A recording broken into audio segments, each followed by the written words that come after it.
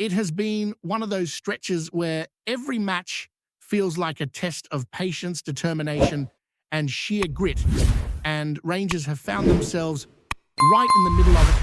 The recent league run has not been kind, and that has pushed the club back into discussions they had parked during the summer window. When results tighten, every weakness on the pitch becomes louder, and suddenly those areas where depth is thin or balance is missing start to demand attention. That is exactly what has happened as conversations quietly reopened about a player who almost landed at Ibrox earlier in the year. The deal fell apart late on, the timing was wrong, and both sides moved on, but circumstances have a funny way of shifting the picture. The pressure of the current campaign has been enough for Rangers to at least reconsider whether that door should have stayed shut. The player had been lined up during the summer and was so close that many expected him to be walking out at Ibrox before the window closed. Instead, he took a different path, heading to Spain on loan and settling quickly in a league known for testing defenders in ways few competitions can. Watching him settle in with calm performances, strong athletic positioning, and the kind of maturity that is rare for someone his age naturally brought questions back to Glasgow. It is exactly the type of rise that sparks curiosity among supporters and decision-makers, especially when the squad is still adapting to the demands set by the new manager. Even with that renewed attention, the club are not preparing a January move, not because they lack admiration for the player, but because the situation inside the squad has changed since the previous window. In the summer, Rangers secured a loan deal for Derek Cornelius, someone who fits naturally into that left-sided defensive role and came in with an option to stay permanently. That move alone eased the urgency to chase another left-sided defender, and it has shaped the club's stance ever since. There is also the simple reality that the player in Spain leans far more towards being a central defender.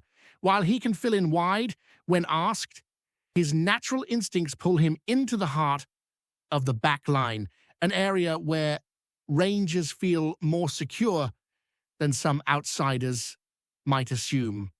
Despite that, one position continues to stand out as a priority, and that is left back. The manager has made no secret of wanting reinforcement there as he molds the team to play his way. From the moment he stepped in, he highlighted several areas where he felt the squad needed upgrading if Rangers were to hit the standards he expects every week. And to be fair, the response from the players has been strong, the energy has changed, performances have picked up, and the style of play is beginning to settle into something recognizable and confident.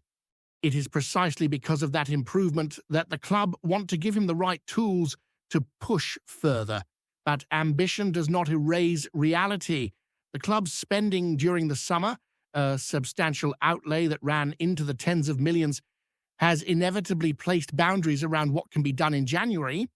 It is no secret that finances have had to be handled with care over the past few seasons, and those constraints do not vanish simply because the team are chasing improvement. Rangers cannot afford to be reckless or chase targets that are not essential, and that is why the idea of revisiting the defender in Spain has been set aside for now. It remains a possibility for later, once the season ends and once his parent club decide what they want to do with him. But for this window, Rangers have to focus on areas that genuinely demand immediate attention. The context shifts again when you look at another name that has been circulating endlessly: Nicholas Raskin.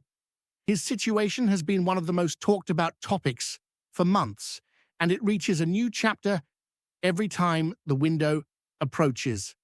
The message from inside the club is clear, though. He is not for sale this January unless someone places an offer so large that it would be irresponsible to ignore.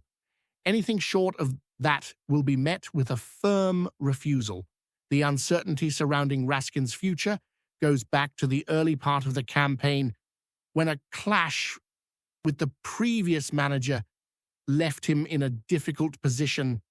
He found himself benched during key fixtures, his frustration grew, and clubs across the continent began circling in case he decided to force a move. English Premier League sides were watching closely, and several teams from mainland Europe kept checking in, believing they might be able to tempt him away. At one point, it felt like an exit was on the cards. He slipped out of the starting 11, rumors grew louder, and whispers began suggesting he could push for a January switch. But everything changed when the new manager arrived. Raskin worked his way back into the team, delivered strong performances, and regained the confidence that had been missing earlier in the campaign. With that, the noise surrounding his departure faded. The club responded by making their stance even more firm, attaching a price tag high enough to ward off any club hoping for a bargain. Those monitoring him have taken notice. For now, none of the interested sides appear willing to go anywhere near the kind of fee Rangers would demand. With approximately a year and a half left on his deal, the club know a long-term decision will eventually be required. A summer sale may become an option if contract talks do not progress, but that is a problem for later. At this moment, the priority is keeping the squad intact. As the season reaches its most demanding stages, even Raskin himself seems more settled now. After regaining his place and performing consistently, he has shown no signs of pushing for a mid-season exit. The clubs still keeping an eye on him know they must be patient, because nothing about this January window suggests an opening. Rangers are determined to keep their midfield strong, and letting one of their most energetic and technically gifted players walk halfway through the campaign goes directly against what the manager wants. And while some figures around the Scottish game warned earlier in the season that the club might mishandle the situation, the tone has shifted. Things look steadier, calmer, and far more controlled. The tension that once surrounded the midfielder seems to have eased. That does not mean the story is finished. Interest will return, pressure will rise, and the next window will bring fresh questions. But for now, the message from Rangers is unmoving. Even as the situation around Raskin steadies, there is another layer to the January picture that cannot be ignored. The squad, as it stands, carries both promise and vulnerability, and the manager has been clear about that from the day he stepped into the building. He has brought authority, clarity, and a different level of intensity, and supporters have responded to that shift with the kind of energy that fills a stadium long before kickoff. Still, no amount of tactical clarity can hide the positions that need reinforcing. Left back remains a priority, striker remains a necessity, and central midfield still lacks one more dependable presence who can support the demands of a long, physically draining season. The challenge is not identifying the needs, it is finding the right players without stretching resources past the point of comfort. Every club in the country knows the feeling of balancing ambition with practicality. But for Rangers this season, it is particularly delicate. The heavy summer investment was meant to set the tone for long-term progress. And in many ways, it has, yet it also created a landscape where January must be handled with caution. There is no room for panic, and certainly no room for chasing names just to satisfy noise from outside. Every signing must fit, must contribute immediately, and must add something the team genuinely lacks.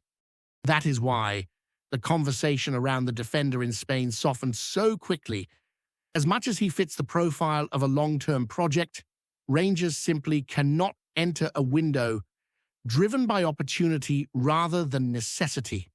There is a difference between a player you admire and a player you must sign, and right now the club have to prioritize the latter.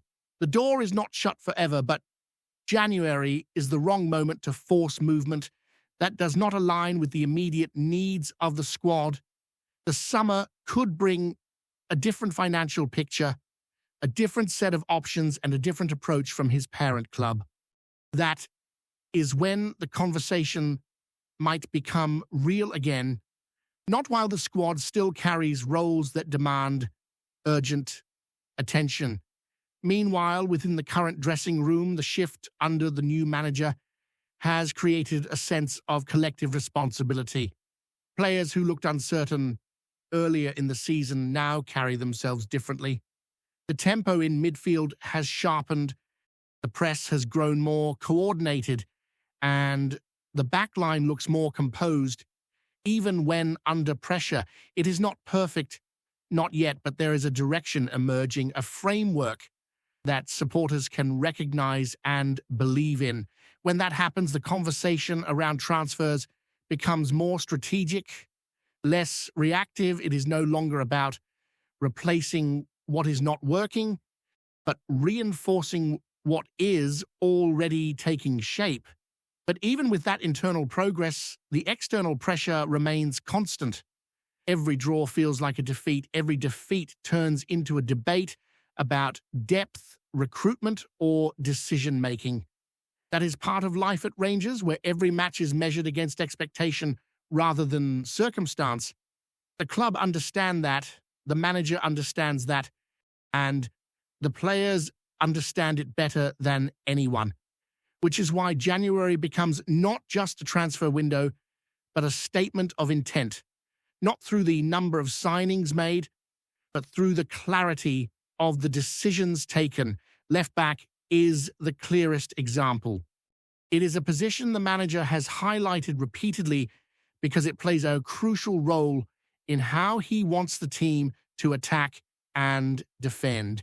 He demands width, he demands energy, he demands control in transitions, and without the right profile there, the entire shape of the team is forced to compensate.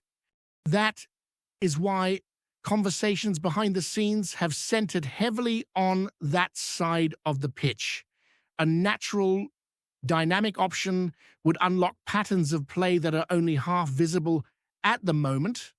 It would give the team balance, release pressure from the midfield, and allow the forwards to operate higher with more confidence. Striker is another position that cannot be ignored. Rangers create chances, sometimes more than the final scoreline suggests, but converting those moments with consistency has been a challenge. A reliable goal scorer is not just a luxury, it is the difference between grinding through tight matches and taking control of them. When fixtures pile up and tired legs begin to show, that is when the club will feel the consequences of not securing the right attacking option. The manager knows it, the supporters know it, and the recruitment team know it better than anyone. In midfield, the Raskin situation shadows every discussion. While he is staying for now, the long-term picture is less certain. That uncertainty forces the club to consider how to build around him while also preparing for the possibility that a major bid might eventually arrive. That is the reality of developing valuable players. There is always a balance between enjoying the present and preparing for the future. Rangers are trying to navigate that balance without disrupting the stability that has finally returned to the squad. Inside Ibrox, the mood is focused but realistic. There is belief in the manager, belief in the core of the squad, and belief that the team can push through this challenging period if the right pieces are added at the right time. A window is always unpredictable, but the club cannot afford to be pulled into the noise or react emotionally to short-term difficulties. They need strategy, patience, and clarity. They cannot rush into decisions simply because other clubs might be active or because supporters want instant movement. January is about precision, not volume. Still, conversations continue behind the scenes. Names are discussed, profiles are assessed, and availability is monitored daily. The club are not passive, they are simply measured. That is what separates a desperate rebuild from a controlled reinforcement. The players already in the building feel that too, and many of them have spoken privately about the shift in atmosphere since the manager arrived. There is more direction, more stability, and more communication. Even during difficult runs of results, that alone changes how a squad reacts to adversity. And because of that shift, recruitment becomes less about fixing chaos and more about strengthening the foundation. The squad is not where the manager wants it to be yet, but it is closer than it was a few months ago. With targeted additions and the right strategic moves across the next two windows, the shape of this team could look very different by the time next season arrives. The January window may not bring fireworks, but it could quietly lay the groundwork for a stronger, more balanced Rangers side moving forward. Before we continue, make sure to subscribe to our channel and turn on notifications to get all the exclusive news about Rangers FC. Don't overlook any details about your beloved team. It's crucial for Rangers FC fans. Whispers are swirling round Hampton and far beyond. After a baffling claim, Faye within FIFA has cast a long, eerie shadow over one of the Rangers' most cherished titles, in what insiders are calling a hide-scratcher of the highest order. The world governing body is said to be quietly pouring out a complaint say odd that folk are struggling to believe it's even real. Yet the murmur is growing, and the mere hint of scrutiny has eyebrows buzzing like a wasp's nest. According to chatter drifting through corridors in Zurich, a mysterious document, unsigned, unverified, and, by the sound of it, near unhinged, has suggested there may have been procedural irregularities linked to that storied triumph. No one seems sure what this actually means, and those who claim to ken are speaking in riddles, muttering about unconventional oversight and equipment protocols that no serious body has ever mentioned before. Some reckon it's a prank gone far too far. Others swear it's part of a deeper push for reforms, with Rangers caught in the crosswinds of politics they never asked to be involved in inside the club. The feeling is a mixture of irritation and disbelief. A source close to the squad insists the whole thing reads like a bad comedy script, yet admits that whenever FIFA lifts an eyebrow, even a daft rumor can cause the walls to tremble. Supporters, meanwhile, are simmering, convinced the noise is driven by envy, rivalry, or plain mischief, rather than any genuine concern for sporting integrity. Truth is, nae body kens what FIFA is actually looking at, if they're looking at anything at all. The organisation hasn't issued a public word feeding the sense that something strange is brewing behind closed doors. For new, the rumour mill grinds on, churning out speculation faster than it can be debunked. Whether this bizarre accusation fizzles out or grows teeth, it has already achieved one thing: it's rattled cages. And until someone steps forward to clear the fog, the Rangers faithful will be left wondering why a moment of glory is suddenly being nudged back into the spotlight by shadows that didn't seem to have a face at all. Greetings, fans. Make sure to hit that like button and subscribe to the channel, as it's greatly appreciated by Rangers FC. And don't forget to share your thoughts on the news in the comments section below. Until the next video, Stay tuned